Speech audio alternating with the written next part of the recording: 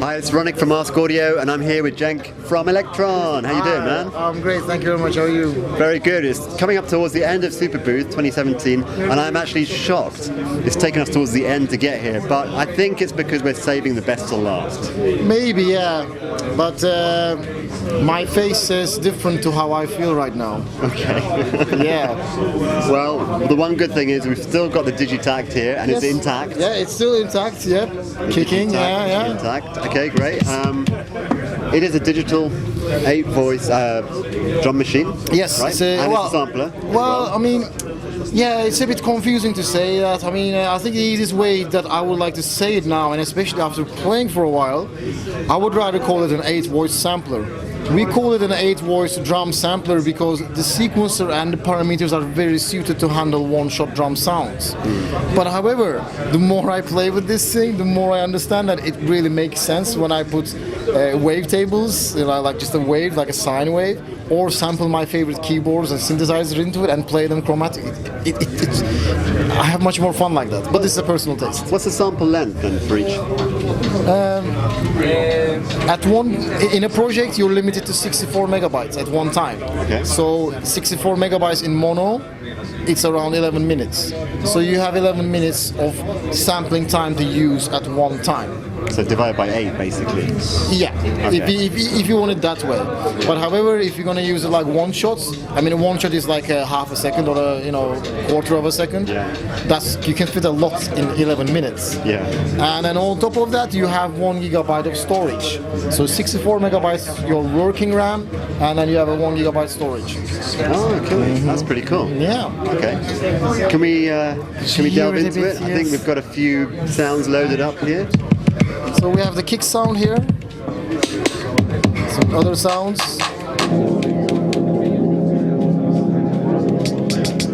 As you can see, we got a really nice display this time. It's a bit of a change for us, and finally we managed to do it. And it's really cool that you can see it on the screen what's happening. Yeah. For example, you have a lot of parameters for the sample playback engine. For example, there's like tune, and as you can see, it's very detailed. Like I can really do it incrementally. Yeah, you didn't let it. And you can set it for, like, for example, loop playback, so it will loop it for you. But what's interesting is that if you want to set like a short, like this. So you can change the sample endpoint. Yeah. Can you change the sample start point as well? And Of really course. And what's cool is you can play this chromatically. Oh, very nice. And we were changing the start point to get some kind of like a bit of a pulse width type of effect. Not really pulse, but that's how I could describe it. So I can assign the LFO, which I have per track, to the start point and apply a bit of depth. And I've set the speed very low. As you can see, it's very low speed. And yeah. I can't really hear it. Yeah, I can hear it in the changes now, yes. Very cool. And on top of this, I've got like bit reduction.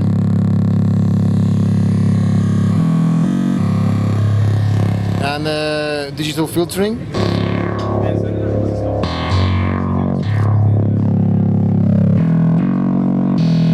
We also have digital overdrive per track. So you can make monstrous synth lines just out of that kick sound we had. That's incredible. It's it's almost. You haven't had to repeat very much there. Yeah, and I would say it's ridiculous actually to be able to do this. And you got reverb and delay sound effects.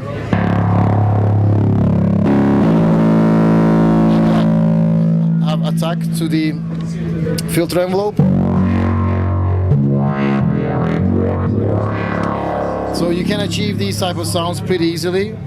But we said it's a drum sampler, and you're thinking, what the hell are you doing? Well, yeah, it does a lot more than that. And let's have a look at the snare sound, for example. I mean, it sounds all right now, but I want to make it fatter. I want to actually give my own character into it. So we got like the overdrive does really nice things to the sound, I think. And then you can add some bit of bit reduction, so make it a bit noisier. But to make it snappy, you could maybe shorten the length of it. Drop the tuning a bit. Now maybe use a bit of filtering. Yeah, so we need to, let's leave that sound anyway. We should load up a kick sound here. Let's try to do that. Yeah, let's use this. It's kind of noisy, but you can use the filtering to turn it into a kick sound.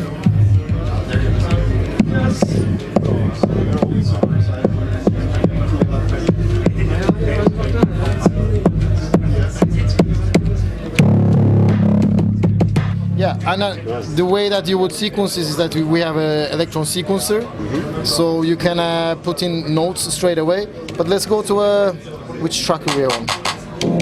Yeah, let's use this track. But I want to use a different sample. I've recorded a lot of chords from an iPhone app. This one here, and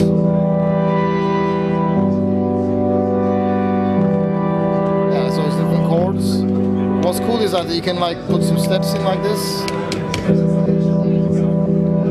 And with our sequencer, all the parameters that I've been showing you can be locked per step. So you can say this step I want to have. Oh, nice. And then of course you could go to the kick track. I think it was this one.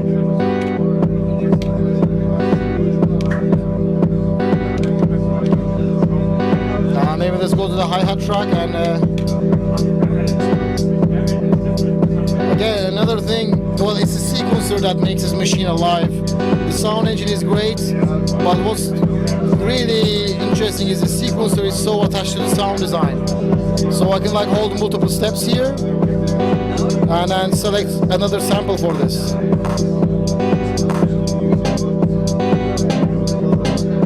And maybe add reverb just for these hits.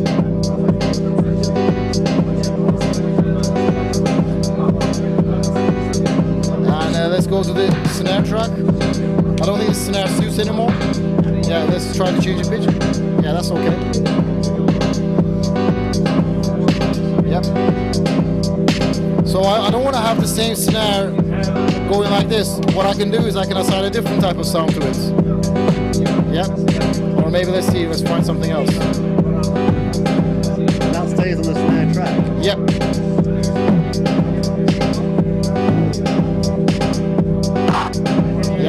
Use that, make it shorter. Okay. Yep, that's what I wanted, yes. Maybe make it louder a bit. And what's cool is you can do like re-triggering as well. So you can like, you can do all this stuff as well. And one of my favorite features is I can assign like, let's see, there's this step here, but I don't want it to get it triggered every time. So I can add like a percentage of a chance that it will be triggered. So it's got 25% of chance to trigger that. Brilliant. It triggered now, but it didn't again. Now this is really, really cool, interesting stuff that you can do like this. You can even like assign different samples to these. That's pretty interesting now. Now I can say, yeah, I want to have 59% of chance triggering these. And I want this note to be really high, and this one to be in the middle octave. Yeah. There you go, I've got like a groove that is not regular and it's not boring. And I'm only using 16 steps. That's the magic there. So you don't need to scroll through pages and think, oh shit, where is that trick, blah blah, that's so old. And what's another cool feature is that once I have a sample pattern like this, I can hold the track button and change the parameters, and I will affect everything playing. Okay. So let's try using the filter, for example. Okay. Let's do some envelope filtering.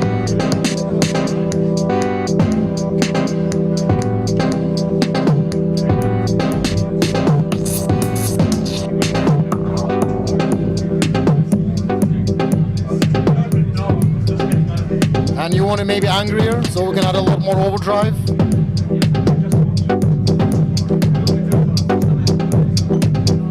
And maybe a bit more filtering.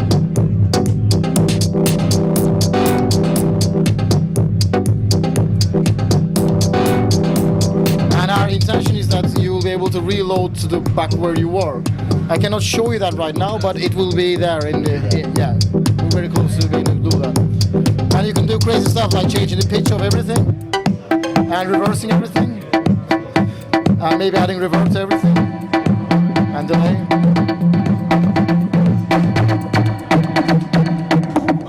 Maybe you can like set it to loop so everything is like glitching out, and then you get this weird. So imagine if I'm able to reload now. But that's all I can show you for this time, and next time I will be able to reload it. I hope so. Yeah. Cool. That's awesome. Man. Yeah. That's awesome. Yeah. I like that kind of like climatic. Yeah, it's great, and it's very important for electronic music because at the end of the day we're relying on boxes following other boxes being triggered. So it's nice to have this human touch Everything. and happy accidents in there. Yeah, completely. Yeah. The randomness of it. You know, I love the fact that you can assign a probability to, you know, a note being triggered Yes. on a certain step.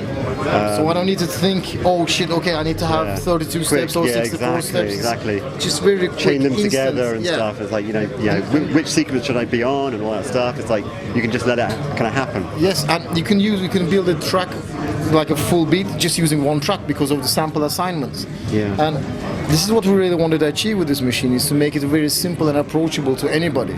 I mean, our previous machines is kind of like it expects the user to have some kind of knowledge and a lot of patience and a desire to learn. Mm-hmm. This is not like that. It's kind of like a lot more simpler, and it doesn't have so much features as the other machines. That's why it's half the price. Mm-hmm. But on the other hand, it's got a very updated hardware. The buttons got a very nice coat to them. They're backlit. They're very backlit. Yeah. And you got like a very nice OLED screen. Mm-hmm. And also you got USB connection, so it is overbridge enabled. So all the 8 tracks that I was running, they can be multi-tracked into an DAW. And on top of that, you have an 8-track MIDI sequencer as well. But I'll stop now, because you can go to Ask.Audio to read more, or Electron website to see more. Of course. Well, we'll be getting a full review out of this as soon as possible, as soon as you send us a unit, really. Yeah, well, I think we need to do that very, very soon, because we need to do that. That'd be awesome. Yes. That'd be awesome. Thank you so much, Cenk. Thank you very much. As always, a pleasure. Yes, it's a great pleasure. Yes. You know, I hope you enjoy the rest of Superbooth, man. I hope so. Thank you, man. Take care. Bye.